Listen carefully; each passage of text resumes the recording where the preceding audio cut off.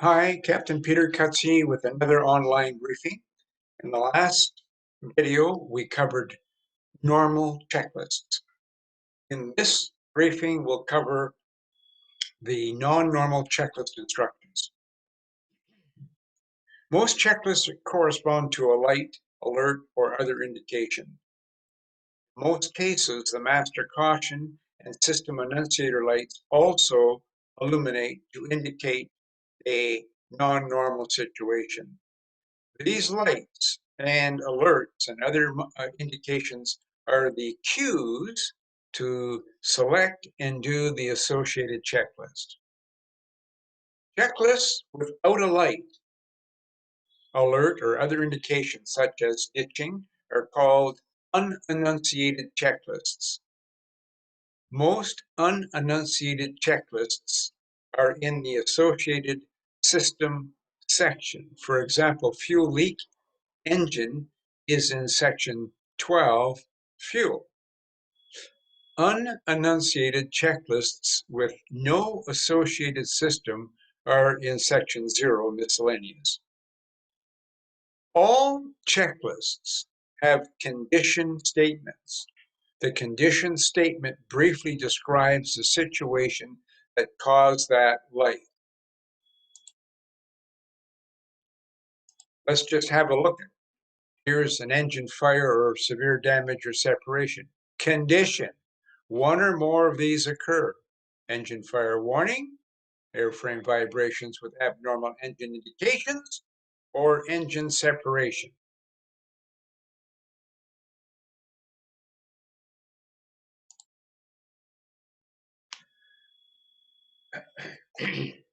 All right. So the condition statement briefly describes the situation that caused the light. So when reading the conditional statements, you would stop at the one that applies right through to the last condition. If the first condition applied, you would stop and then continue down and with the checklist. Some checklists have objective statements. The objective statement briefly describes the expected result of doing the checklist or briefly describes the reason for the steps in the checklist. Checklists can have both memory and reference items. Memory items are critical steps that must be done before reading the checklist. The last memory item is followed by a dashed horizontal line. Here, that dashed line, right here. Reference items are actions to be done while reading the checklist. Some checklists have additional information at the end of the checklist. The additional information provides data the crew may wish to consider. The additional information does not need to be read. That's an option. If your SOPs state that you must, then you will follow your SOPs. Checklists that need a quick response are listed in the Quick Action Index. Let's have a look at the Quick Action Index in the QRH, and here it is here. And it happens to be the very first page. Whether you're using an electronic QRH or whether you're using the actual paper copy. Quick Action Index checklists are listed first. So you saw that. It was on the cover. That's first. Followed by checklists that are not in the Quick Action Index. The titles of a Quick Action Index are printed in bold type. This is the Quick Action Index. Here it is. And everything is in bold. Checklist titles in uppercase, such as auto, brake, disarm, are enunciated by a light. So that's a good way to know it. When the checklist is enunciated or is written in uppercase, it means they're associated by a light. Alert or other indication. Checklist titles in upper and lowercase, a combination such as window damage, are not enunciated. So these three categories are important that you do understand, that your instructor should and will explain these to you before your first non-normal use of the QRH. All right. Non-normal checklist operation. Non-normal checklists start with steps to correct the situation. Needed information for planning the rest of the flight is included. When special items are needed to configure the airplane for landing, the items are included in the deferred items section of the checklist. Flight patterns for some engine out situations are located in the maneuvers chapter and show the sequence of configuration changes. That is, how do you actually fly the airplane before you do the checklist? When do you do memory items? You do memory items when the aircraft is safe and under control and normally above 400 feet. Let's say we're talking about after takeoff, an engine fire or failure, just after V1 or shortly after V1, you would fly the airplane. You would pitch up to 12 to 13 degrees of pitch and then follow the command bars. And a good method is to track the track bar, the track line, I should say, on the nav display, providing your map is correct, which you would have checked before takeoff. That is a technique that works beautifully well to track the center line. All right, we'll talk about that in another video with engine failures or engine malfunctions after V1. While every attempt is made to supply needed non-normal checklists, it is not possible to develop checklists for all conceivable situations. In some smoke, fire, or fume situations, the flight crew may need to move between the smoke, fire, or fumes checklist and the smoke or fumes removal checklist. In some multiple failure situations, the flight crew may need to combine the elements of more than one checklist. Incidentally, smoke or fire, masks on, communicate, point the airplane to a suitable airport, max speed, and call for the checklist. I'm giving you this advice because I've been around flying for over 60 years, and the problems and losses, hull losses and life loss due to fire or smoke were due because decisions weren't made soon enough. Mask on, communicate, point the airplane to a suitable airport, maximum speed, calling for the checklist. And if the checklist isn't complete, if you're in a position to land the airplane and evacuate if necessary. The flight crew may need to move between checklists. We covered that. It should be noted that in determining the safest course of action, troubleshooting, etc., taking steps beyond the published non-normal checklist steps may cause further loss of system function or system failure. Basically, follow the checklist. If there is supplemental information provided by your employer or your airline or your carrier in the company's SOPs, the SOPs will override the checklist. And when I say override, they really will be supplemental information. No company will override what the manufacturer says, how to fly the airplane and how to conduct a checklist. But they may provide additional information that you must follow as standard operating procedures. In any case, you have to use your head. Troubleshooting should only be considered when completion of the published non-normal checklist results in an unacceptable situation. That's called airmanship. We don't hear that word anymore.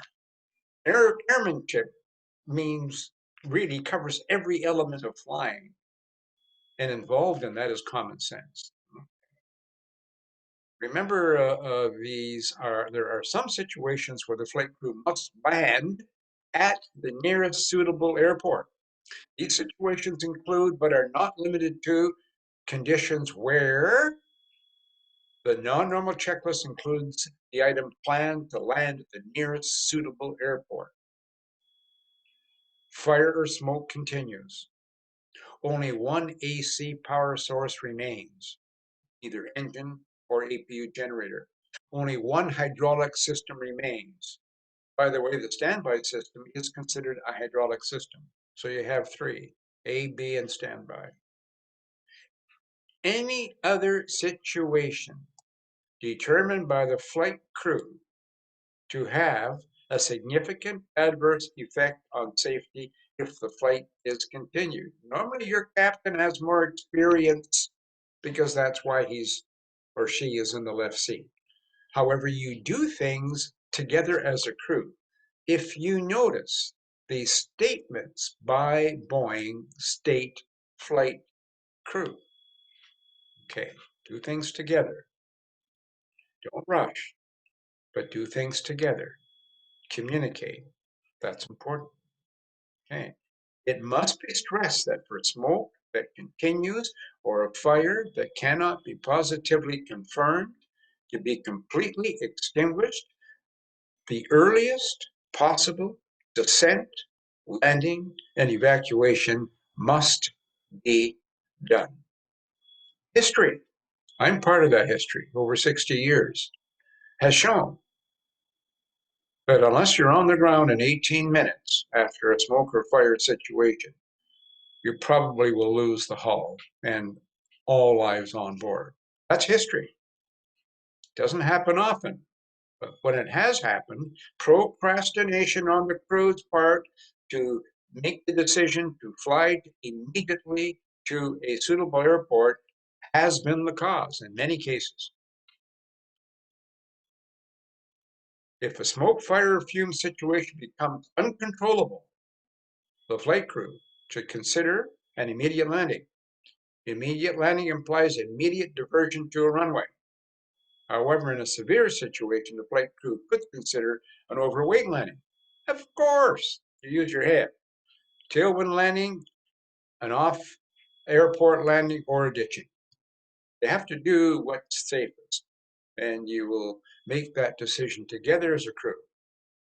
Checklist directing an engine shutdown must be evaluated by the captain to determine whether an actual shutdown or operation at reduced thrust is the safest course of action. Consideration must be given to the probable effects of running the engine at reduced thrust. This is extremely important, especially on a two-engine airplane. There are no non-normal checklists for the loss of an engine indication or automatic display of the secondary engine indications. Automatic display of secondary engine parameters due to engine oil quantity is for crew awareness and does not require pilot action. Continue normal engine operation unless a limit is exceeded.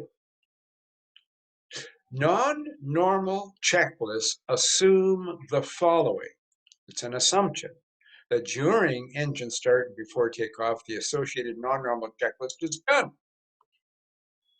If a non-normal situation is identified. After completion of the checklist, the Dispatch Deviations Guide, DDG, or operator equivalent is consulted to determine if minimum equipment list dispatch relief is available. As a general rule, your MEL applies once you are on the ground before takeoff. Once you're airborne, the situation is different. If the master caution and system annunciator lights illuminate, all related amber lights are reviewed to assist in recognizing the cause of the alert. All alerts are silenced and the master caution system is reset by the flight crew as soon as the case of the alert is recognized. The emergency position of the oxygen regulator is used when needed to supply positive pressure in the masks and goggles to remove contaminants. The 100% position of the oxygen regulator is used when positive pressure is not needed, but contamination of the flight deck air exists. Circuit breakers, very important. Disregard these particular aircraft types. We're just talking generally. In flight, reset of a tripped circuit breaker is not recommended, and that's important. However, if a tripped circuit breaker may be reset once only after a short cooling period, approximately 2 minutes, if, in the judgment of the captain, the situation results from the circuit breaker trip has a significant adverse effect on safety. Well, that's common sense. So you generally don't do it. Maintenance, and you may want to check with maintenance. But in any case, the captain has the final say if, in his judgment or her judgment, the situation could have an adverse effect on safety. Normally 2 minutes cooling if that decision was made. Flight crew cycling or pulling and resetting of a circuit breaker to clear a non-normal condition is not recommended unless directed by a non-normal checklist. The reason why I'm reading this to you is it's so important that you follow what the aircraft manufacturer states. And it's all in the book. You don't do your own thing. You follow the procedures explicitly. That's why this chapter is of most importance. After engine start and before takeoff, illumination of a red warning light or amber caution light, an alert, or other indication requires completion of the associated checklist. In certain cases, amber caution lights illuminate during master caution recall to inform the flight crew of the failure of one element in a system with redundant elements. If system operation is maintained by a second element, the amber caution light will extinguish. So that caution light is very smart. It's telling you something, but you have to, after you recognize what it's telling you, you have to reset it so it's ready for something else. If an amber caution light illuminates during master caution recall, but extinguishes after master caution is reset, completion of the associated checklist is not required. That's because it's gone away. It's no longer an issue. Non-normal checklist use. If a checklist or step in a checklist is not applicable to all airplanes, airplane effectivity information is included. Now, you will find that many carriers, I can't say most, but many carriers today use Boeing's OPT, Operational Performance Tool. And that tool, the first step in using the OPT is to select the aircraft type, registration, I should say, initially, which will eliminate all the information that has been used and is in the printed paper copy on board the flight deck.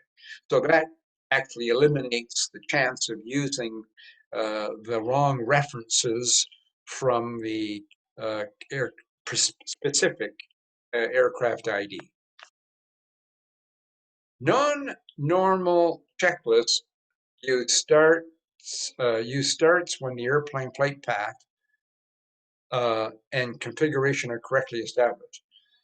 Non-normal checklist use, let me read that properly, starts when the airplane flight path and configuration are correctly established.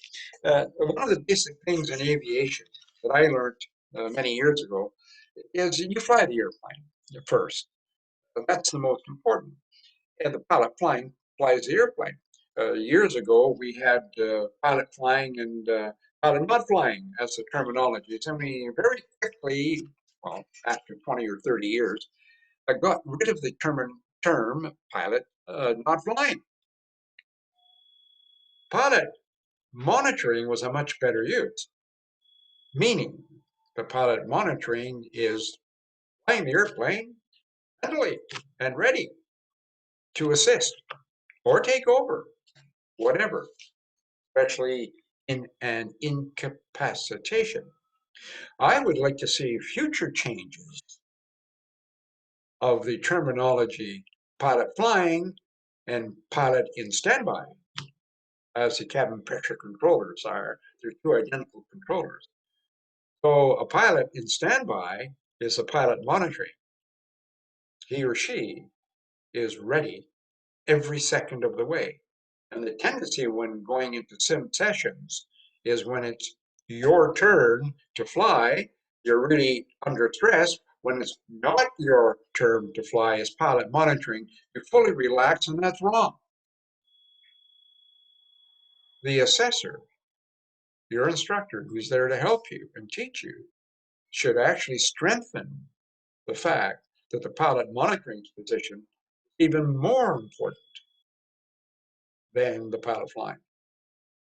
The pilot flying is focused on flying an airplane with flight controls and trying to do a good job, whereas the pilot monitoring is sitting back and her or his picture is a bigger picture of the full view of what's happening and can be and should be of prime support to the operation. So remember that. That's important. Pilot monitoring, you're the most important person on the flight deck. Gotta be. I was accident free over 65 years of aviation, and that's one of the reasons why. As pilot monitoring, I was right there flying the airplane, and I had good instructors who brought that point home to me all my life. Usually, time is available to assess a situation before corrective action is started. All actions must then be coordinated under the captain's supervision and done in a deliberate, systematic manner. Flight path control must never be compromised. When a non-normal situation occurs, the direction of the pilot flying both crew members do all memory items in their areas of responsibility without delay.